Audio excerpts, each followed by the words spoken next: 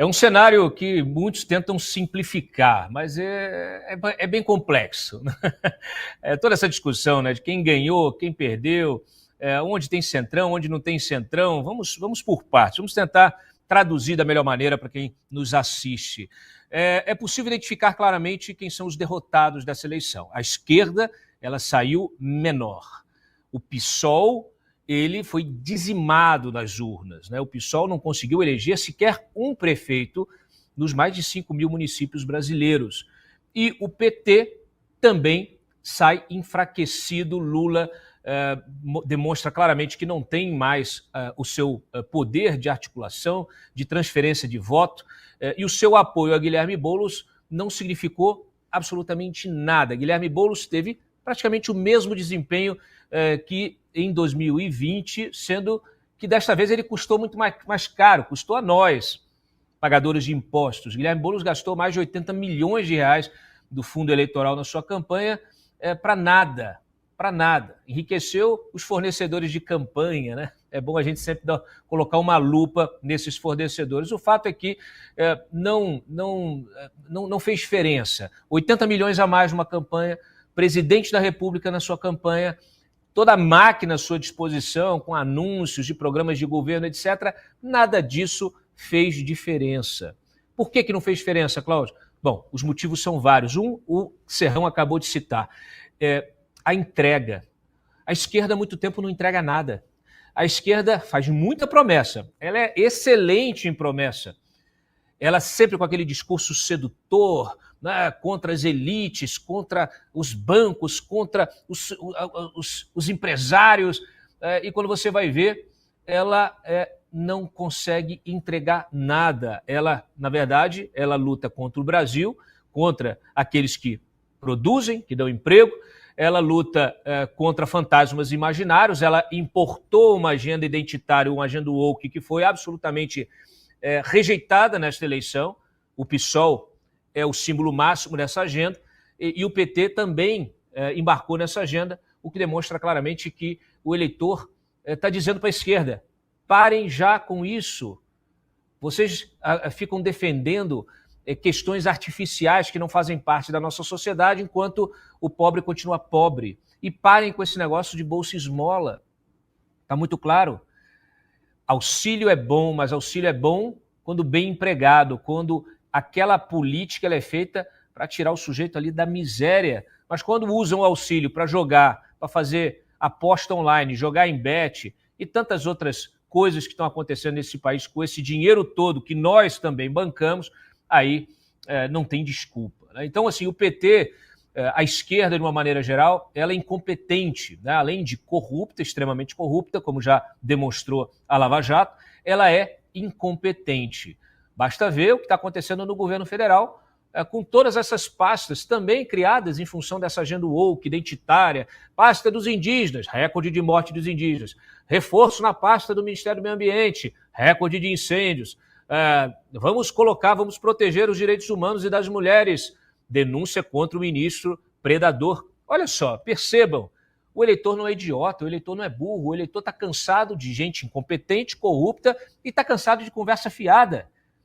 Existe realmente um processo de politização do eleitor brasileiro, ele está cada vez mais atento, mais informado, por isso esse desespero colossal em se regular a rede social, em se calar os opositores, em se prender os opositores, em censurar a imprensa independente. Esse esforço ele é dirigido justamente dentro dessa tentativa desesperada de enganar o cidadão brasileiro.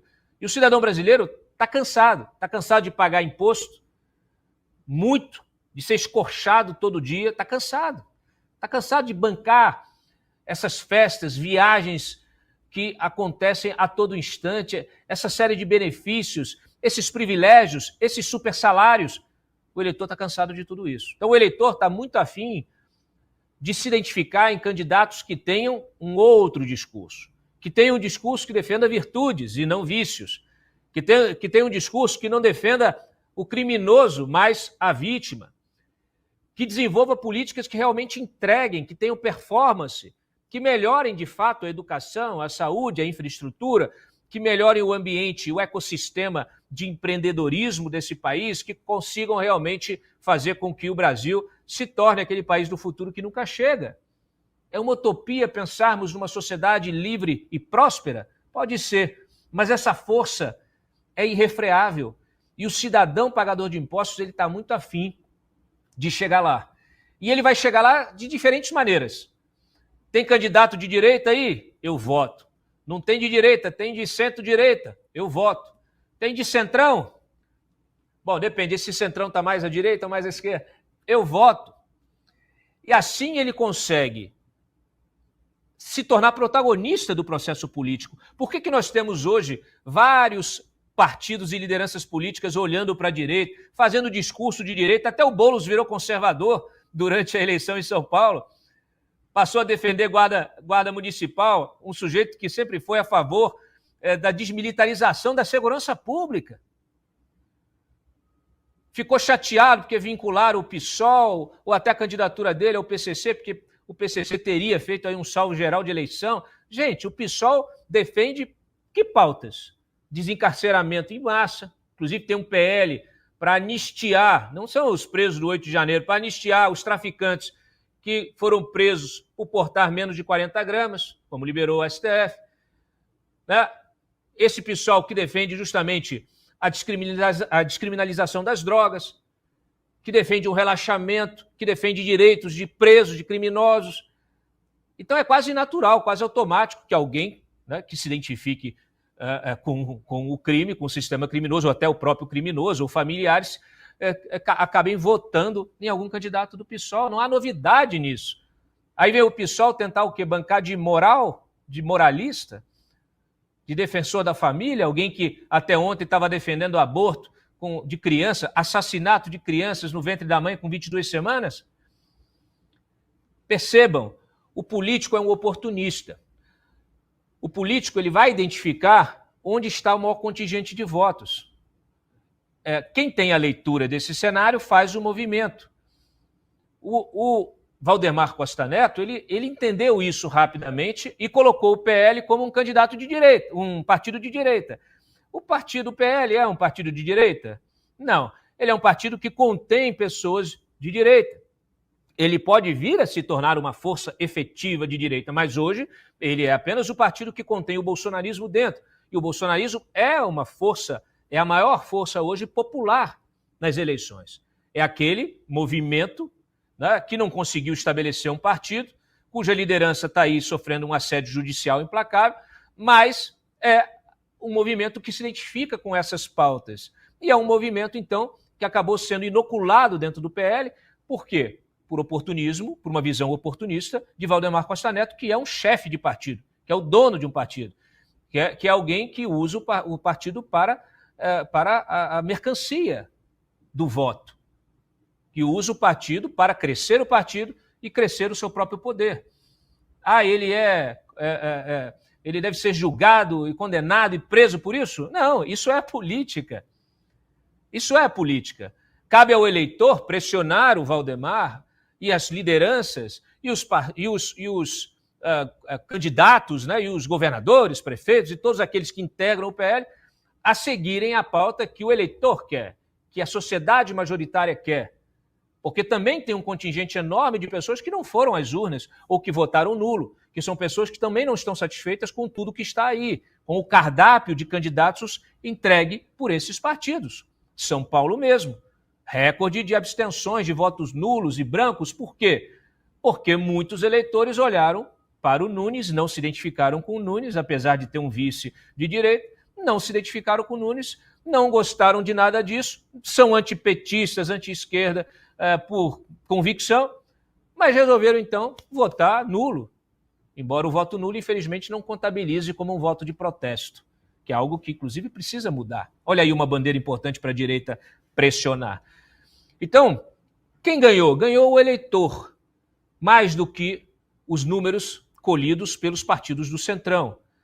Nós temos aqui que perceber o seguinte: o PSD do Kassab, que é um político profissional e que está articulando esses palanques municipais há muito tempo, com mais de ano e meio de antecedência, Então, ele fez o dever de casa e agora colhe o resultado disso, com o maior número de prefeituras eleitas pelo PSD.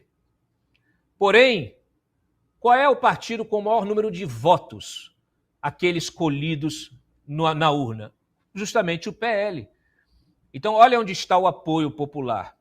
Mas, Cláudio, então por que o PL, essa força toda popular, ela não elegeu prefeitos? Porque aí estão os acordos de bastidor, como o que levou à reeleição do Nunes em São Paulo, no qual o PL de Valdemar optou por não ter candidato e se coligar com o próprio candidato do MDB, que, aliás, o MDB hoje também sai do segundo turno como partido com o maior número de governados, maior número de cidadãos, né, que serão governados pelo MDB.